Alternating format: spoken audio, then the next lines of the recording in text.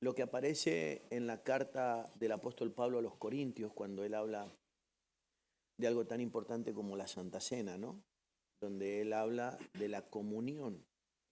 Eh, yo estoy convencido que cuando Pablo está escribiendo la carta eh, a los Corintios respecto a la Santa Cena, él no está hablando, él nos está hablando de la comunión con Dios, pero nos está dando a entender que la comunión con Dios de alguna manera está supeditada a la comunión entre nosotros.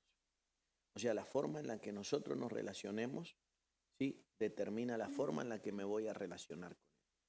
Y hay muchos conceptos y principios que nos hacen pensar de esa manera. Por ejemplo, la Biblia dice que yo voy a poder amar a mi prójimo según como yo me ame, ¿no? Amarás a tu prójimo como a ti mismo. O sea, la regla de cómo yo voy a poder ejercer el amor hacia mi prójimo está determinado por la forma en la que yo me ame. O sea que cuando alguien no puede amar, es sencillamente no porque sea malo, es porque ni él se ama. Entonces, vemos nosotros que de alguna forma la comunión con Dios, sabemos nosotros que Dios para nosotros en la dimensión en la que nos encontramos o el plano en el que nos encontramos, Dios es etéreo. ¿Sí? No sé decirle si es antropomórficamente como una persona, si es algo que contiene al universo, algo muy grande e infinito, pero sea como sea, lo que sí sabemos de que es etéreo. O sea que no lo podemos tocar en la dimensión de nosotros, que no hay nada que a él le interese que yo le pueda dar, que no existe ninguna cosa con la que lo pueda asombrar, sino que la forma en la que yo le puedo demostrar el amor parece que en el contexto de toda la Biblia va a depender de la forma en la que yo pueda amar a los seres humanos. O sea que de alguna forma vemos nosotros que lo que dice Juan tiene que ver con ello, ¿no? Juan dice que no se puede decir que amo a Dios y aborrezco a mis hermanos. O sea que, por supuesto que claro, luego habría que analizar quiénes son nuestros hermanos, pero yo personalmente me cuesta mucho creer que mis hermanos sean exclusivamente los que tienen la misma confesión religiosa que yo. Porque si nosotros observamos en términos globales, nos vamos a dar cuenta de que Dios es Padre de una creación, más allá de cualquier confesión religiosa. La cosa es que yo prefiero pecar o equivocarme en el sentido de tratar a la humanidad como mi, amarlos a todos por igual, que hacer un nicho y amar exclusivamente a los evangélicos, como si fueran. Yo prefiero ampliar la cosa, cada uno lo hace como entienda que lo tiene que hacer, pero yo entiendo que yo quiero tratar a la humanidad como si fueran mis hermanos. O sea que prefiero excederme en el amor, ¿sí? Que quedarme corto verdaderamente en el sentido de cómo los. Que entonces nosotros vemos que la relación de nosotros, la relación entre nosotros, la relación de nosotros con quien nos rodea, es determinante para tener una relación sana con Dios. ¿Por qué hago tanto énfasis en ello? Porque cuando nosotros vemos la forma en la que nosotros nos relacionamos con Dios, parece que nosotros pudiéramos relacionarnos con Dios de forma profunda y adecuada, ¿sí? O en el diseño correcto, manteniéndonos aislados de todo lo que nos rodea. Y me cuesta mucho creer de que me voy a aislar, porque el aislamiento siempre tiene una misma raíz, el miedo. Y sabemos nosotros que es la madre de las emociones o el padre de las emociones negativas, el miedo. El miedo. ¿Qué es lo que me tengo que preguntar? ¿Qué es lo que me hace no pueda tener una relación genuina con determinada persona, con determinado grupo, con determinada cultura, con determinada forma de pensamiento ideológico? ¿Qué es? Y siempre llegaremos a la misma conclusión, el miedo, ¿no? El miedo porque parece que yo estuviera cediendo, porque parece que yo estuviese. En realidad, Jesús nos aclaró, nosotros viviéramos lejos, Él nos aclaró a nosotros que contamina al hombre no es lo que entra en la boca, sino que lo que contamina al hombre es lo que. O sea que lo que nos contamina a nosotros producimos en nuestro interior y no lo que tiene que ver con el ambiente que a nosotros nos rodea.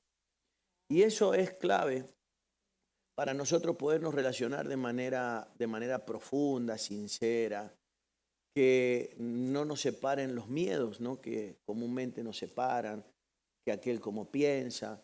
Nos separan los miedos porque a veces tenemos un concepto de nosotros mismos superior al que debemos tener, porque creemos de que somos mejores que alguien y que alguien a lo mejor es más mediocre que nosotros, o pecador, o menos santo que nosotros. Y todo ese tipo de cosas a muchos los hace que no podamos tener una relación como la que realmente tenemos que tener para poder realmente tener la relación que hay que tener con el Creador. Y vemos nosotros que es fundamental el hecho de poder recuperar ese nivel de relaciones entre nosotros los seres humanos, ¿no? Y que podamos experimentar esa plenitud que tenemos que experimentar entre nosotros.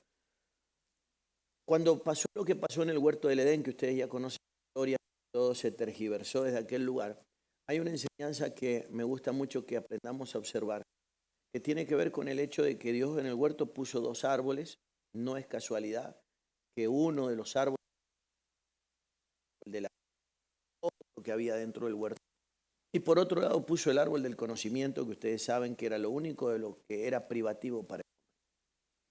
El hombre sacó la mirada del todo, o del casi todo, o del 99,9% de todo lo que Dios le había dado, para poner la mirada en el 0,1% de lo que era exclusivamente privado. ¿Qué quiere decir esto?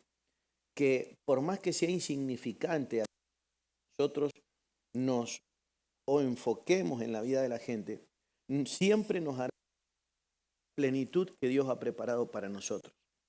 Por eso es importante lo que le dijo Jesús a un hombre, que no se enfocara en la paja del ojo ni el otro, porque perdería de vista la viga que tenía en el suyo. Le dijo que, o sea, si ustedes notan diferencia de proporciones de obstáculo, en el otro hay solo una paja, en el ojo del que está siendo un mal observador, una viga. ¿Qué quiere decir esto? Que claro, termino dejando verdaderamente de ver lo que yo tengo que ver, apreciar, valorar, honrar, celebrar, disfrutar, gozar, sencillamente porque tenemos una problemática en el enfoque. Y ese tipo de cosas son las que no nos han permitido a nosotros disfrutar o introducirnos en diferentes áreas de la sociedad. ¿Por qué? Porque terminamos viendo la paja, terminamos viendo la miniatura, ¿no? La circunstancia X, que de alguna manera luego nos hace perder el enfoque de poder hacer una plenitud de cosas en la sociedad y de aportarle verdaderamente a la sociedad.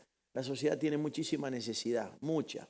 Entre ellas, voy a hablar de las espirituales, las más profundas. Creo que la sociedad tiene una necesidad muy grande de respuestas. Que por supuesto que la sociedad la está buscando las respuestas. Como no las encuentra en nosotros, las está buscando en Google, las está buscando en las redes sociales, las está buscando en diferentes ciencias y profesionales, e incluso formas de confesiones de fe diferentes. La gente está buscando respuestas porque todos nosotros, los seres humanos, hemos venido con respuestas. Pero lo más increíble de todo esto es que nosotros no estamos exentos de esa necesidad. Nosotros internamente, los que de alguna manera usamos el sentido común, la conciencia, los que meditamos en todas estas cosas, sabemos de que nosotros también necesitamos respuesta. Hay muchas cosas que nosotros no las tenemos claras. Muchas cosas que cuando nosotros conversamos entre nosotros, hablamos entre nosotros, no están clarificadas en nosotros. Entonces la sociedad necesita respuesta y nosotros no estamos exentos porque también reconozco que no hemos podido sanear nuestras preguntas. También las tenemos. Eso quiere decir que nosotros nos está faltando una parte muy importante de la verdad.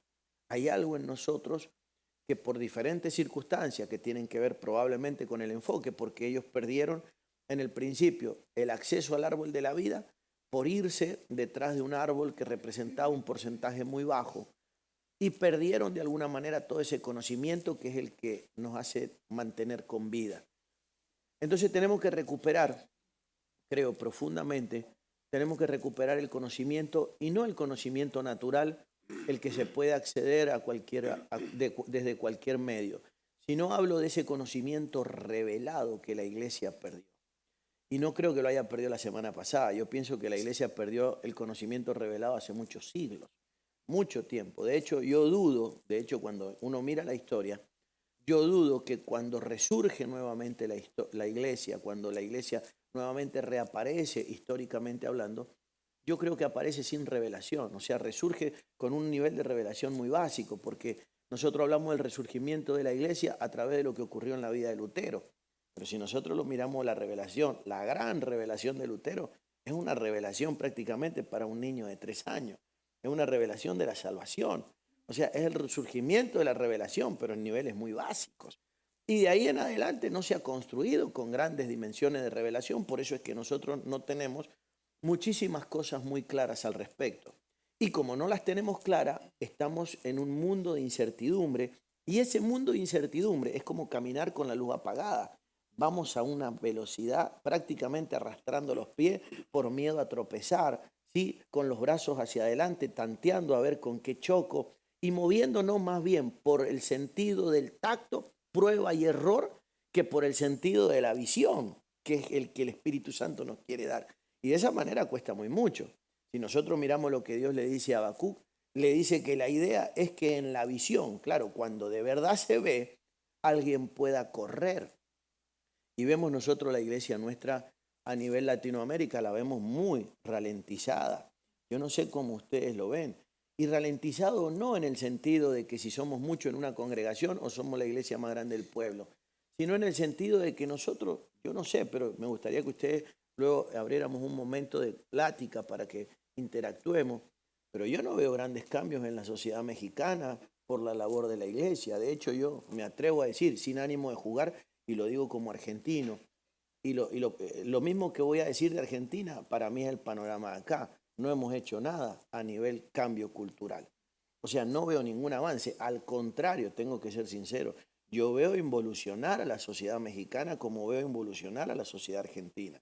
Cada vez veo más corrupción, cada vez veo más ignorancia, cada vez veo más inseguridad, cada vez vemos más deterioro en todos los ámbitos de la sociedad. Y eso, o sea, ¿a quién se lo atribuimos?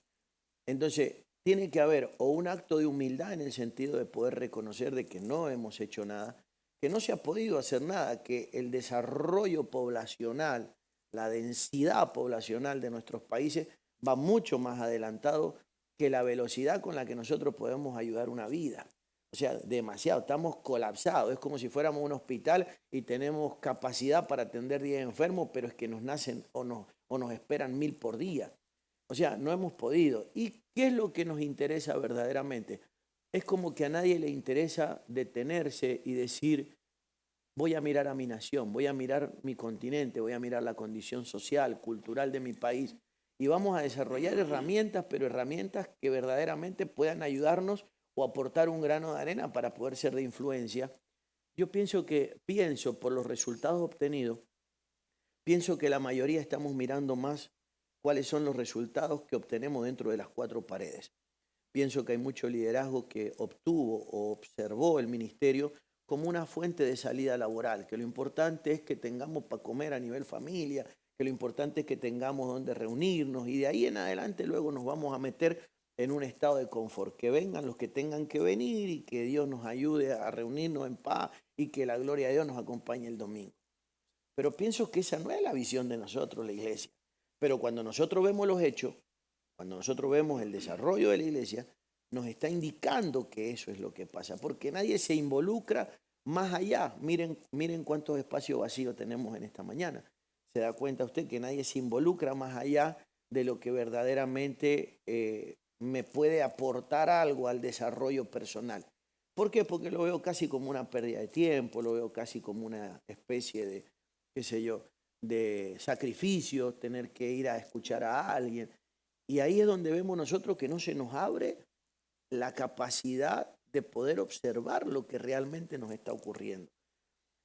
Yo pienso que ustedes han corroborado algo que a mucha gente le cuesta reconocer, pero los que tienen más años en el Evangelio, ¿hay alguien acá que tenga más de 2 décadas en el Evangelio? Sí. ¿Cuántos años tienes, pastores, en esto? 33. O sea, tú tienes varios años, como yo. Patrick, ¿cuántos años en esto? También. Y Efren también, ¿no? 40. Cuando nosotros vemos a la velocidad que la gente hoy día se vuelve o acepta la confesión de fe o se convierte, como usted quiera llamarle, nos vamos a dar cuenta de que a pesar de la tecnología, a pesar de los medios que hoy tenemos, que no se comparan con los de la década del 80, incluso de los 90, la gente se convierte muchísimo más lento que antes. Es increíble. Y uno hoy día tenemos a disposición que las redes, de la televisión, que la radio, que la digitalización, que la internet, que tenemos acceso a cuantas cosas. Y definitivamente la gente no se vuelve, no se está volviendo.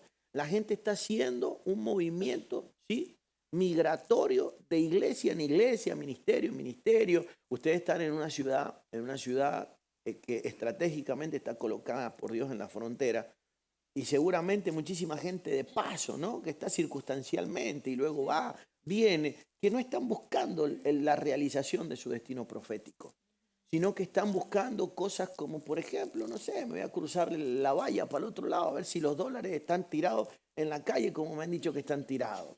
Esa es la ilusión de la que ellos viven. Pero claro, yo lo que yo digo es que si alguien viene con esa ilusión o ese hechizo, porque ilusión viene de ahí, ese hechizo con el que vienen, ¿no?, debería romperse por el peso de la revelación escritural, por el peso de la palabra. O sea, una persona debería entrar a un movimiento de los nuestros y decir, wow, esto no, o sea, mi prosperidad no depende de la historia geográfica. Yo acá me vuelvo, me planto, me quedo, me estaciono, crezco verdaderamente. Pero hemos visto que la gente sigue adelante con sus locuras, sigue adelante con sus ideales. Y es como que de alguna forma el tránsito de la gente mental, o sea, la ideología que los está moviendo, no termina de ser afectada mientras están con nosotros. Y eso nos repercute a nosotros, que nosotros no podemos avanzar con los planes, con los proyectos, porque la idea es formar gente para que luego pueda ser enviada y que pudiéramos tener hombres que sean de influencia en diferentes esferas de la sociedad, en diferentes ámbitos. Yo pienso que no sé si ustedes lo han notado, se lo han preguntado, pero yo pienso de que la iglesia tiene que aportarle algo a la sociedad. ¿Qué es lo que le podemos aportar a la sociedad? Nosotros como sacerdotes del Dios vivo. Pienso que nosotros le tenemos que aportar lo más importante, la herramienta, el tesoro que está en nuestros vasos de barro, que se llama sabiduría. Esa sabiduría de lo alto, que no es una sabiduría natural. Esa sabiduría hay que trasvasarla a nuevos envases de barro que puedan ser funcionales. A mí me tocó hacer esto. O sea, yo no puedo dejar esto para ponerme en un puesto político, en un puesto militar, en un puesto gubernamental. Yo no puedo. A nosotros creo que nos ha tocado eso y amamos lo que hacemos. Pero sí podemos tomarlo a este y transformarlo en. ¿Me comprende? Sí podemos modelar, porque nosotros somos de alguna manera las manos del alfarero. La Biblia muestra de que Él es el alfarero, pero las manos somos nosotros, los ministerios en la tierra. Entonces nosotros le podemos dar forma a la gente de su propósito, y para que no sea solamente un vaso vacío, nosotros podamos volcar de lo que está en nosotros para capacitarlo, para desempeñar las determinadas funciones en la sociedad, ¿sí? Y ahí aparezcan los hombres prominentes, los ilustres de nuestra sociedad, las inteligencias que van a transformar el designio de nuestra sociedad. O sea que nosotros somos una matriz. Cuando decimos que somos una iglesia, somos una matriz, ¿sí?, de seres que van a nacer de nuevo y van a transformar el designio de la sociedad. Pero quiere decir que nosotros somos una matriz estéril, porque si no, preguntémonos cuántos ilustres han salido de nuestra matriz como iglesia, cuánta gente hemos podido aportar que ha crecido y decimos, wow, trascendental para Puerto Peñasco. Este hombre se formó o lo formamos y ahora resulta que está en un lugar, no sé, por decir algo, en la concejalía, en el Congreso, ¿cómo es que le decimos al intendente acá, al alcalde? ¿Cómo se le dice? Presidente. El alcalde, el presidente, lo formamos, ¿no? Pero ¿por qué nosotros no formamos gente en ese nivel? Claro, ¿se ha preguntado alguna vez por qué nosotros solamente tratamos con drogadictos, borrachos, pobres, errantes? ¿Por qué solamente tratamos con ese tipo de gente? Ahora, ¿estoy diciendo que no hay que tratar con ellos? No, estoy diciendo que nosotros tenemos que tratar con ellos. Nosotros nacimos para tratar con ellos. Pero no nacimos solo para tratar con ellos, nosotros nacimos para tratar con toda la sociedad. Jesús no trató solamente con esa área de la sociedad, Jesús trató con todo. Hace muchos años Dios me dijo algo, porque yo comencé mi ministerio trabajando y abocado exclusivamente a los pobres, exclusivamente a los presos, exclusivamente a los drogadictos y exclusivamente a los delincuentes.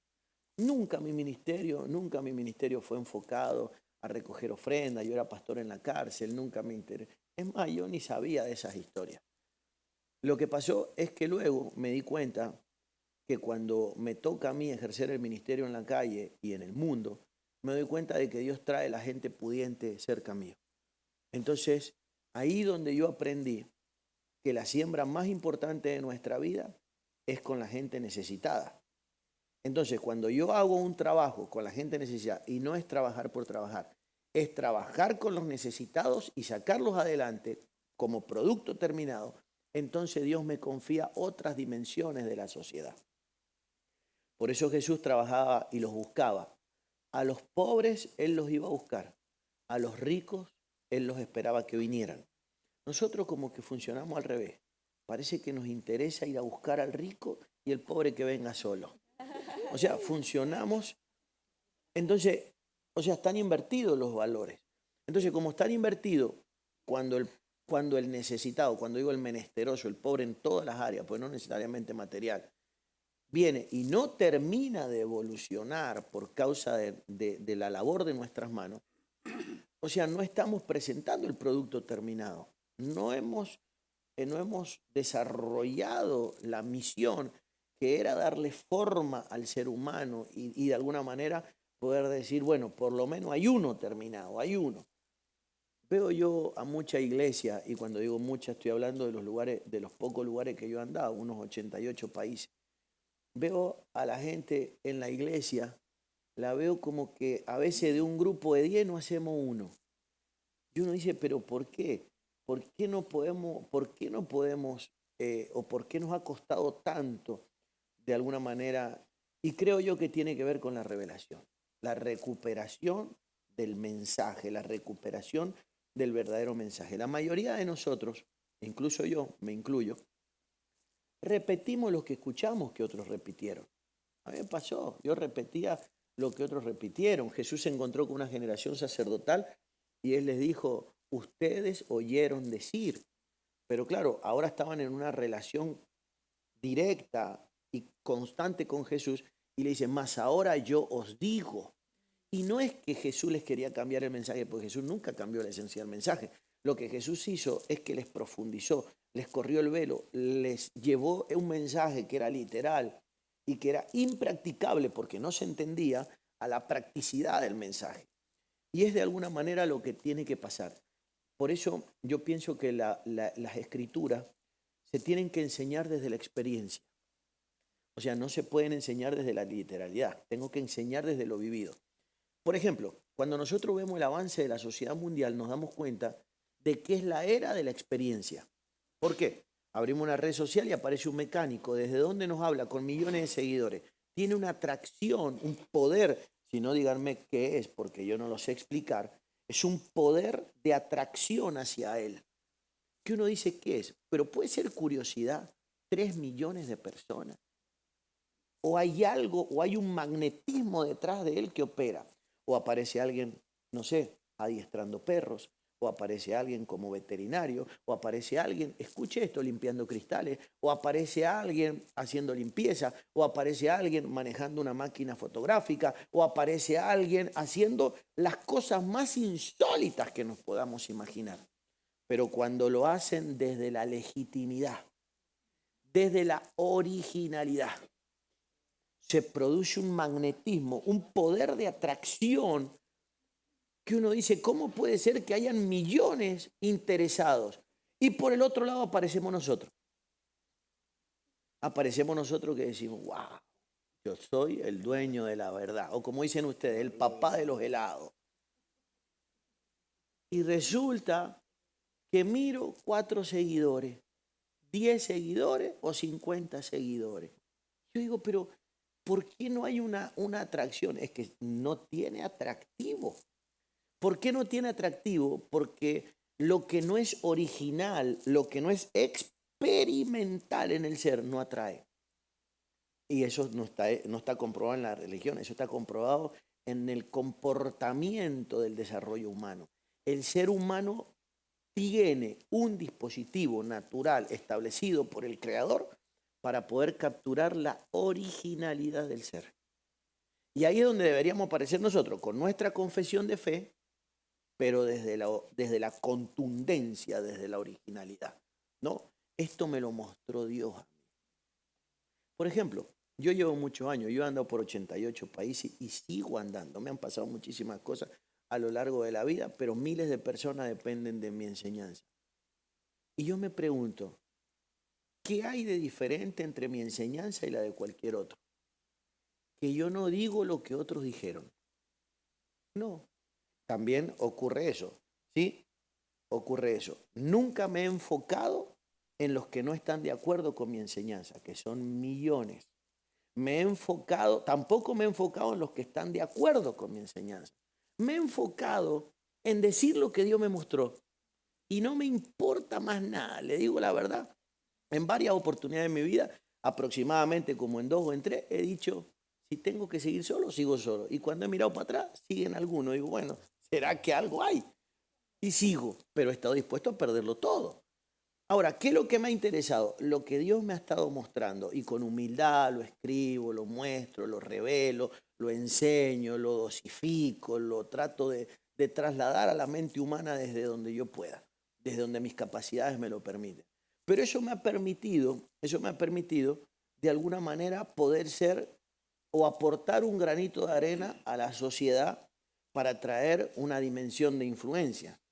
Y eso luego, las últimas decisiones hace algunos años, me pudieron llevar a que yo pueda enseñar en otras plataformas, a que yo me pueda sentar con expertos, que yo me pueda sentar con investigadores, que yo me pueda sentar con gente que representa diferentes ámbitos de la ciencia y que yo pueda aportar y que pase un fenómeno, que me escuchen.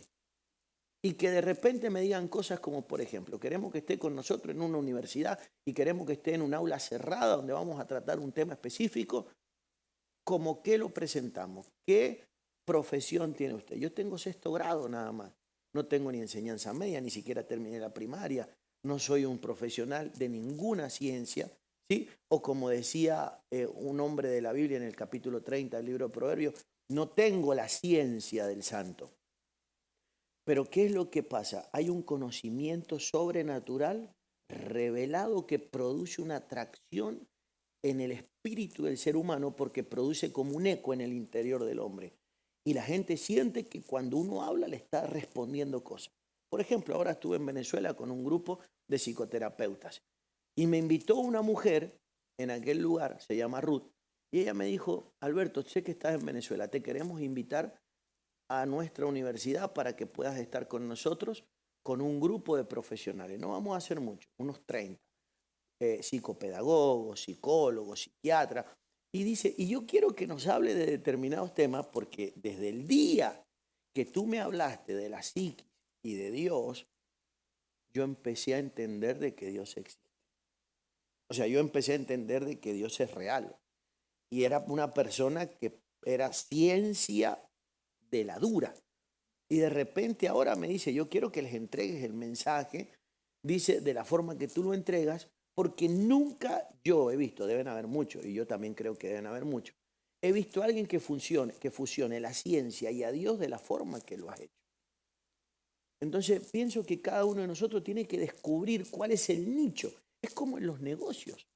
En los negocios pasa exactamente lo mismo. ¿Por qué la gente no logra prosperar, desarrollarse, crecer? Porque no encuentra cuál es su nicho de mercado.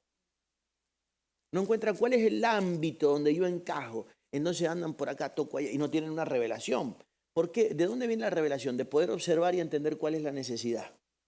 Y cuando yo observo cuál es la necesidad, yo observo qué le puedo aportar yo a la necesidad de la sociedad. Ahí encuentro el nicho de mercado. En el ámbito espiritual pasa lo mismo. Ahora, si yo vengo al ámbito de la necesidad humana con la idea convencional, no sé, bueno, los seres humanos, lo que, qué sé yo, la necesidad básica es la comida, así que pongamos un mercadito en la puerta. Así no funciona. Yo tengo que descubrir, tengo que poder interpretar cuál es la necesidad específica que tiene que ver conmigo. Si yo pongo un mercadito así a ojo de buen cubero, tratando de hacer el negocio, no va a funcionar. Ahora, si yo tengo algo que le voy a aportar a la sociedad, porque yo la tengo preestudiada, la tengo analizada, la tengo ayunada, la tengo orada, tengo identificado qué es lo que le puedo aportar. Yo tengo identificado qué le puedo aportar. A mí vengo de estar en un lugar donde me invitaron a una serie de reuniones de dos tipos. Por la mañana, en este ambiente, por la noche, multitudinarias, hasta 15 o 20 mil personas. Y yo les decía, yo me siento cómodo en este ambiente. Este es mi ambiente. Zapatero a sus zapatos. Pero Alberto, lo que pasa es que en la otra dimensión una ofrenda puede significar tanto. No, pero es que yo no vengo por ofrenda. O sea, mi función es trabajar y yo sé dónde soy específico. Es como si yo voy al neurocirujano y le digo que tengo un problema en la rodilla. O voy al traumatólogo y le digo tengo un problema, ¿sí? Tengo un problema neurológico. Y el traumatólogo dice, bueno, te vamos a abrir. ¿Cómo me va? O sea, nadie se mete en terreno desconocido. Ahora, nosotros no tenemos esas especificaciones profesionales donde incluso nos sinceramos con nosotros mismos y decimos, no puedo cantar y silbar. Tengo que decidirme, ¿sí? O pateo el córner o vengo y cabeceo, una de las dos, pero no puedo hacer todo. Yo no puedo estar en el arco, en el medio campo, no puedo ser delantero, tengo que ser una parte del equipo definido. La mayoría de nosotros, los hombres de Dios, tenemos una misión clara. ¿Cuál es? Tenemos una misión clara que somos padres de familia. Eso es el ministerio pastoral. Padre de familia. Un ministerio pastoral es un padre de familia. Ahora, nosotros hemos confundido el ministerio de la paternidad, el cual es real, con el ministerio con el que vamos a bendecir el cuerpo de Cristo, que con ese vamos a afectar o a influenciar la sociedad. Es como alguien que usted le diga, por ejemplo, a un hombre, usted le diga, ¿cuál es el medio por el cual tú te ganas el pan de cada día? Y él te diga, yo soy padre de familia. No, pero si ese no es el medio. Vos sos por naturaleza padre de familia, pero ¿cuál es tu oficio al cuerpo? ¿Cuál es tu funcionabilidad al cuerpo? Entonces, nosotros tenemos claro que somos pastores, pero no tenemos claro cuál es la herramienta con la que vamos a influir la sociedad. Eso no está claro. Porque con el pastorado es un ministerio, una responsabilidad de puertas hacia adentro. Y después tenemos que tener claro cuál es la misión con la cual nosotros vamos a influir a la sociedad. Porque a la sociedad yo no la voy a pastorear a la sociedad. A la sociedad yo la pastoreo cuando la sociedad se rinde a mí y me permite que yo la pastoree. Pero para hacer influencia sobre la sociedad necesito un don, un talento, una habilidad que yo haya descubierto en mí por medio de la cual yo los voy a influenciar a ellos. ¿Sí? Y claro, por supuesto, con valores, con principios, con argumentos, para de alguna manera luego ellos pasen de ser influenciados por mi don, ¿sí?, a las dimensiones del pastorado. Si nosotros analizamos eso, nos damos cuenta de que lo que nos está faltando es como la red, con la que capturamos a la gente en la sociedad y la podemos traer a esta dimensión. Y es como que estamos de alguna manera esperando que la gente venga sola. Y no funciona de esa manera, porque la gente quiere buscarla. La Biblia es clara, dice que hay que ir a buscarla. ¿Y dónde, cuando la vamos a buscar, que están en calidad de oveja porque no ven, o sea que hay que trabajar con visión en la vida de ellos, hay que traerla sobre el hombro? Jesús dijo que las ovejas se iban y se cargaban en el hombro. ¿Y por qué es importante que entendamos esto? De que nosotros traemos de alguna manera a la gente en el hombro, porque el hombro es responsabilidad. Es importante. Y responsabilidad tiene que ver con el hecho de que yo me he esforzado por descubrir cuál es mi llamado de influencia en medio de una sociedad que necesita de influencia sana. Porque la sociedad está llena de influencia. Estamos en la era de las influencias. Oye, la gente abre el teléfono y usted es bombardeado, ¿sí?, dopaminizado por la influencia constantemente. Pero pero estamos carentes de influencia sana, de alguien que pueda dar una palabra, pero no una palabra vuelvo a repetir, no una palabra dogmática o una palabra que otros ya la dijeron 350 millones de veces, sino que yo tengo que tener la creatividad para poder decir algo nuevo sin que pierda la esencia de la palabra. Y ahí es donde está el desafío. Ese es el desafío del ministerio de este tiempo. Poder encontrar la forma de entregarte lo que está dentro de esto, pero en una botella personalizada. Personalizada. ¿Y quién va a trabajar la botella? Bueno, somos nosotros los alfareros. Vamos a tener que trabajar primeramente con nuestra vida, porque ¿cómo le vamos a dar forma a la vida de alguien si todavía no le hemos podido dar forma a la nuestra? ¿Me siguen, no? ¿Alguien quisiera preguntar algo así interactuamos? ¿Qué opinan? ¿Qué piensan? Cuéntenme. Me imagino que lo que se está queriendo decir es que, por ejemplo, esa botella lo único que tiene es agua. Entonces yo sabré cómo la ofrezco. Si la ofrezco en un vaso Totalmente. simple, o la ofrezco en un Totalmente. termo, Ahí o está la la ofrezco en una creatividad. taza, o la ofrezco en una botella con taparrosca, Ahí está el misterio y la creatividad. porque agua es agua. Totalmente. El evangelio es el evangelio. El evangelio es el poder del amor transformador, redentor, perdonador, restaurador, sanador. Pero necesitamos crear nuevas formas. Ahora, voy a decirles la verdad. Yo no sé cómo va a sonar esto, pero escuchen esto.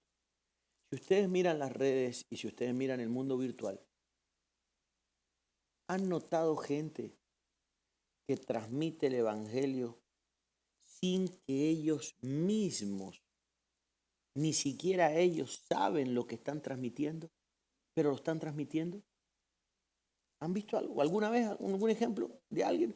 No sé, que te está hablando del amor, te está hablando del perdón, te está hablando de la misericordia, te está hablando de la compasión, te está hablando de principios bíblicos, te está hablando de un principio bíblico, pero él no sabe que ese principio está en la Biblia porque él es un profesional o sencillamente alguien que apareció con una carga por el entorno y dijo, quiero hablar de esto, y salió hablando de eso y no sabe de lo que está hablando, pero sí lo une a algo, que es que quiere entregar algo positivo que primeramente lo experimentó.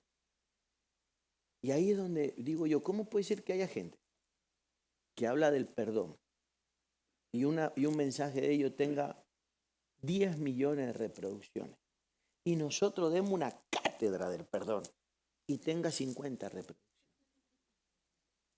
Claro, porque hay que hablar desde la experiencia. Se termina notando, cuando no se habla de la experiencia, se termina notando en el alcance de lo que salió. Y eso tiene que ver con todos los líos que nosotros tenemos en nuestros corazones. No sé cómo se dice la palabra, para no decir cualquier palabra, todos los descontroles que tenemos en el corazón, e incluso dentro de nosotros, en las relaciones interpersonales y las relaciones que nosotros mismos tenemos. ¿Dónde estamos limitados? En la forma en la que pensamos y la forma en la que nosotros mismos sentimos. Eso hay que sanarlo, eso hay que trabajarlo. Tengo que ser alguien abierto, alguien sano, sin barreras, sin fronteras que me limiten. Y uno dice, ¿pero por qué las tengo que derribar a la frontera? Porque quiero llegar a la humanidad. Los quiero ayudar, los quiero bendecir. Y cualquier cosa que no me aporte la tendré que pasar por arriba. ¿Y qué ocurre? Cuando nosotros miramos la Biblia tiene un 0,01%, ¿sí?, de estructura mandataria, lo que llamamos el mandamiento. 0,01% en la Biblia es mandamiento, ustedes ya lo conocen. En el Nuevo Testamento hay 2 versículos que responden a eso, y en el Antiguo cerca de 7. El 0,01%, lo que llamamos el mandamiento. El otro 99,9% es doctrina, que es la interpretación del mandamiento. Diferentes hombres que interpretaron de determinada manera, sí, a nivel vivencial y a nivel pensante, y lo escribieron, pero es doctrina, mandamiento y doctrina. ¿Qué es lo que nos ha distraído a nosotros? La doctrina. Y la doctrina tiene una interpretación según las eras y los momentos que tocó vivir. Por ejemplo, voy a leer un hombre que interpretó el mandamiento. Era tanto su amor por Dios, que él interpretó que él se tenía que transformar en un sicario de Dios y salió a matar hasta los niños. Eso es lo que describe la Biblia, ¿no? Y ese fue el caso, por ejemplo, de Josué. Y ustedes recordarán a un individuo como Saúl, que por no matar los niños lo destituyeron. ¿Se acuerdan, no? Que se trajo incluso las ovejas. Y cuando escuchó Dios los balidos de los animales, le dijo, ¿y qué es eso? Yo te dije que mataras a todos. Bueno, pero es que, no sé, me dio cosa. Bueno, ok, no vas más a la guerra. Entonces, ahora yo pregunto, ¿no podemos nosotros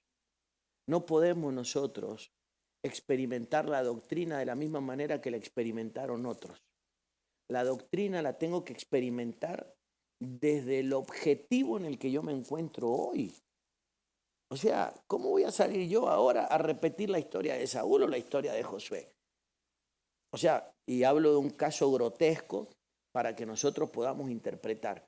Entonces, ¿en qué nos basamos? El mandamiento. Y el mandamiento es claro, ¿sí? Amarás al Señor tu Dios con toda tu alma, con todas tus fuerzas, con toda tu mente y toda tu voluntad. Y a tu prójimo como a ti mismo. O sea, es clarísimo.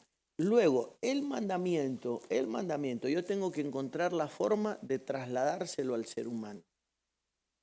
Cuando nosotros miramos el desarrollo de la vida, el avance de las ciencias, nos damos cuenta de que Dios está tratando de trasladar todo esto por diferentes canales y vías, donde tengo que reconocer que uno de los más atrasados, de los que estamos tratando de transmitirlo, pero nos cuesta mucho más que a los demás poder trasladarlo, es a nosotros.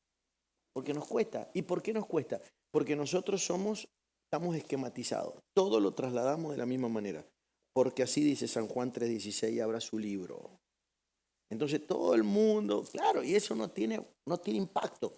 Eso hay que abrirlo, eso hay que explicarlo, y eso tiene que llevar una fusión de la verdad del mandataria, que es la verdad de Dios, y tiene que ir fusionada con algo. Es que Dios lo hizo perfecto, tiene que ir fusionado con una parte esencial de mi ser, mi carácter, mi creatividad, mi imaginación, mi amor.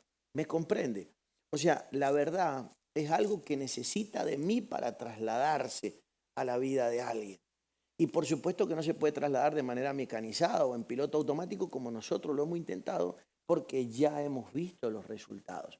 Entonces, ¿qué es lo que hay que recuperar? Hay que recuperar esa sensibilidad, hay que recuperar esa originalidad.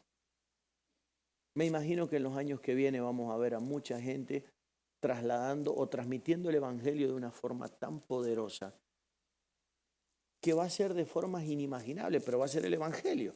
Van a ser los principios, pero va a ser de forma inimaginable. O sea, lo van a hacer de cosas que uno va a decir, pero nunca me hubiese imaginado que alguien podía transmitir el Evangelio desde esta dimensión, y la van a estar transmitiendo. En cambio, nosotros, nuestros predecesores, nos enseñaron desde el absolutismo. Entonces ellos nos dieron a entender, consciente e inconscientemente se grabó en nosotros, de que no había otra forma de presentar el Evangelio que de la manera convencional que nosotros la conocemos. Y por eso es que cada vez que yo pienso o se me viene una idea, no la puedo sostener en el tiempo porque digo, wow, ¿y qué van a decir los demás pastores si yo salgo a predicar el Evangelio de esta manera? Si yo utilizo este medio de predicación, ¿quiénes son los primeros? Porque la sociedad no está ni ahí con eso. Al contrario, la sociedad va a decir, bueno, qué bien lo que está diciendo este tipo, me está capturando. Pero ¿quiénes son los que van a salir a señalar mi forma, mi manera? Nosotros mismos. Mira lo que le pasó a Alberto, cómo anda predicando el Evangelio, se volvió loco. Se volvió loco. Se salió del... Hace poco estábamos cenando con un grupo de pastores en Chile. Y habían gente de varios países de Latinoamérica. Y de repente alguien me dice, Alberto, ¿conocí a fulano? Y yo digo, sí, lo conozco. Y me dice, wow. Me dice, ¿viste lo que pasó? Y le digo, no sé qué pasó. Me dice, ¿cómo se distorsionó? Y le digo, ¿quién? Fulano. Y digo, claro, yo cuando me dice eso, yo ya sé por dónde vienen los tiros. Entonces le digo, ¿en qué sentido se distorsionó, crees tú? Entonces me dice, bueno, se distorsionó en el sentido que viste lo que está predicando. ¿Qué está predicando? Me dice, no, es que está predicando cosas, pero ¿cuáles? No sé, lo he escuchado decir cosas raras, pero porque te suenen raras son distorsionadas. Porque nunca hayas tenido el privilegio de escuchar determinadas cosas, son raras. Es que yo no las logro ver en la Biblia, pero toda la verdad no está en la Biblia.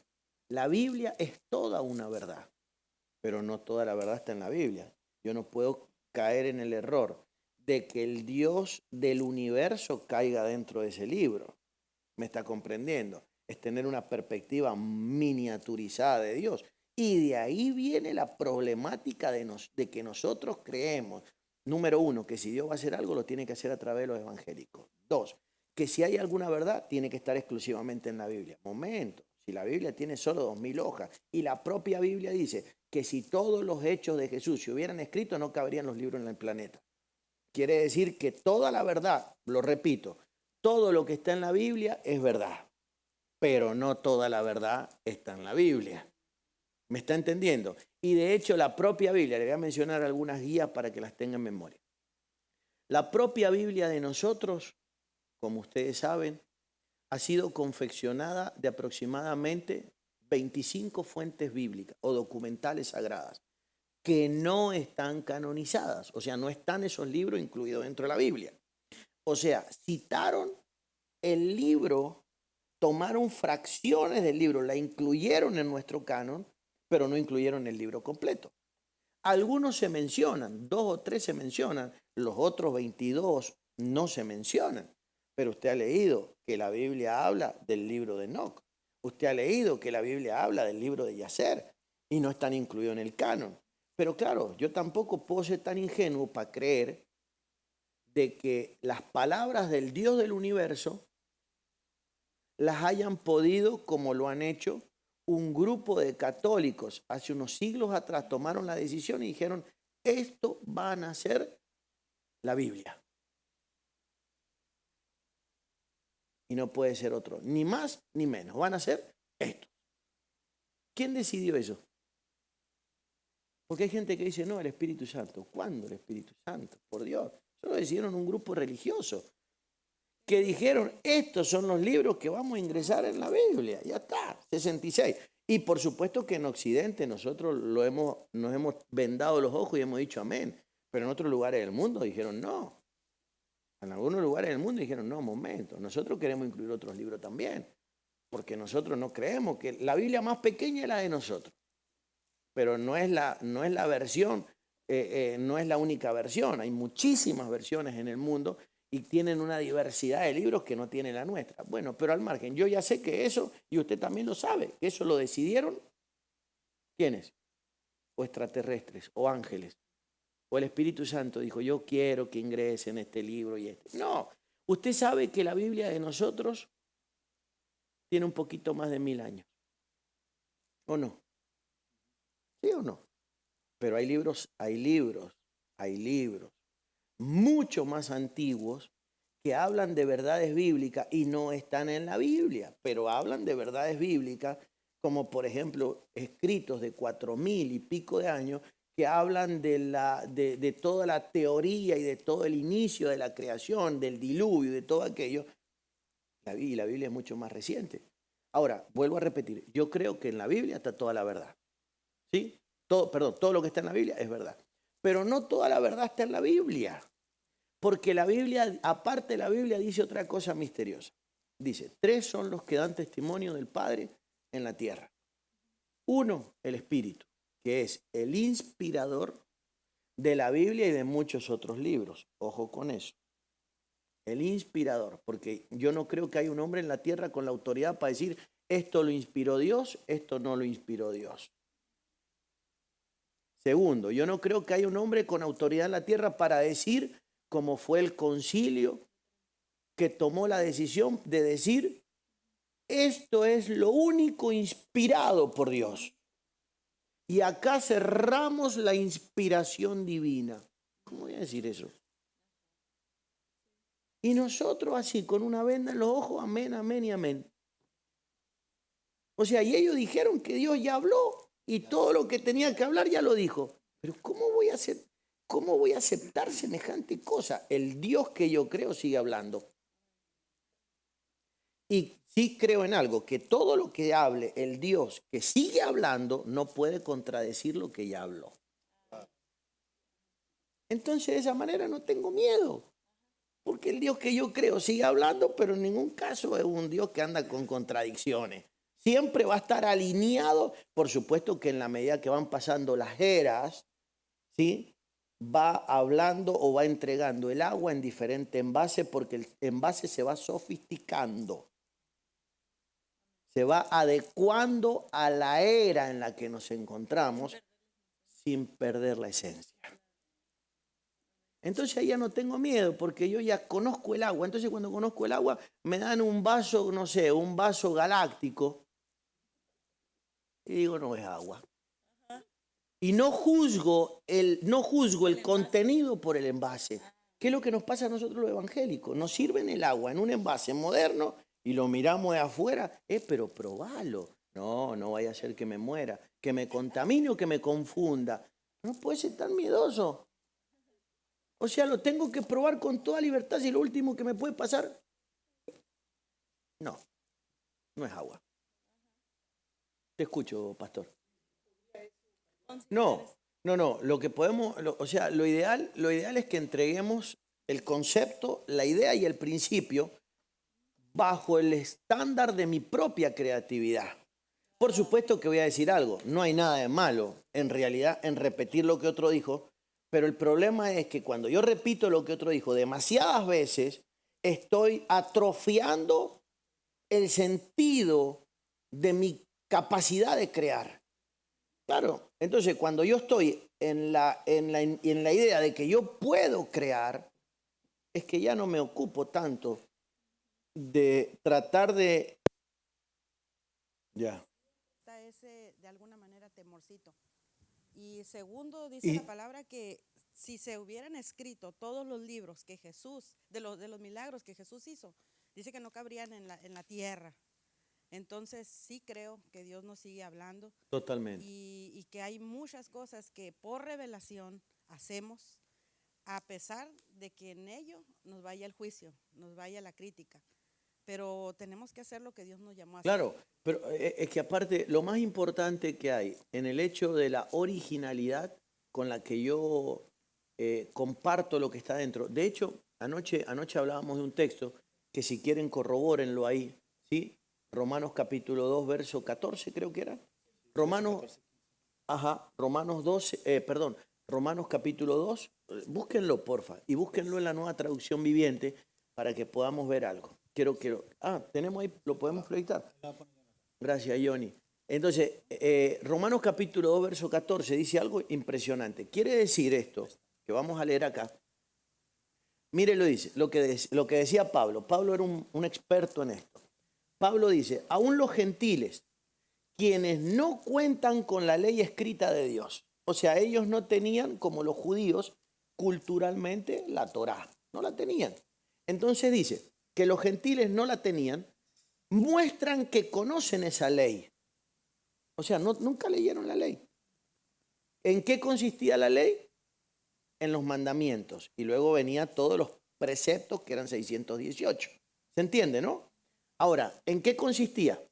En que dice Pablo, muestran que conocen esa ley cuando por instinto la obedecen aunque nunca la hayan oído. Entonces, acá viene el misterio. Todos nosotros tenemos la ley desde que nacemos adentro.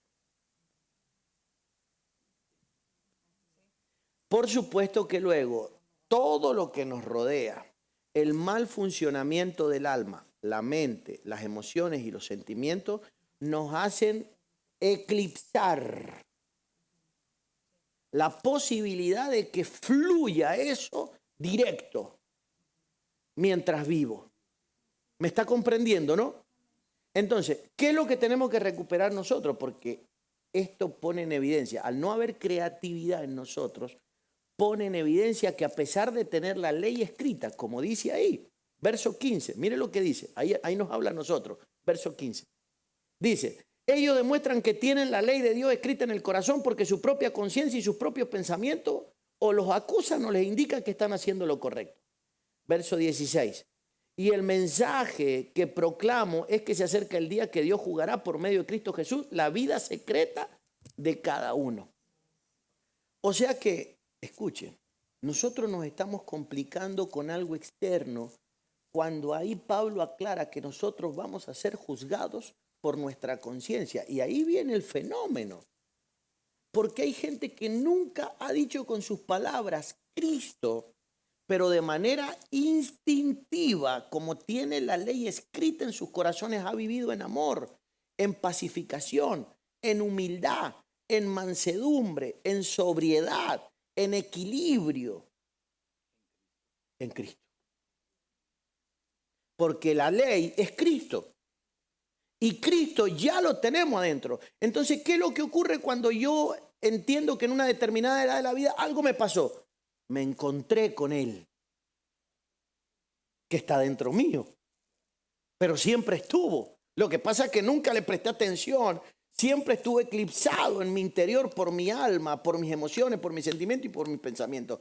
Y lo triste de esto es que nosotros la tenemos. Ya sabemos que toda la humanidad la tiene adentro. Por eso yo le dije, cuando hablamos de hermanos, tenemos que pensar en la humanidad. Y luego estamos los llamados a salir fuera, que son los partes de la iglesia, los que están interpretando esa ley divina y vivenciándola, que entre ellos nos reconocemos. O sea, nos reconocemos cuando alguien está viviendo la ley de Dios, ¿sí? Tanto, escuchen esto, tanto dentro de la confesión religiosa como por fuera. Porque tengo que tener esa sensibilidad para reconocer el agua. Me aparece el agua en un envase que no tiene nada que ver con el envase convencional, pero reconozco que ese hombre tiene agua adentro.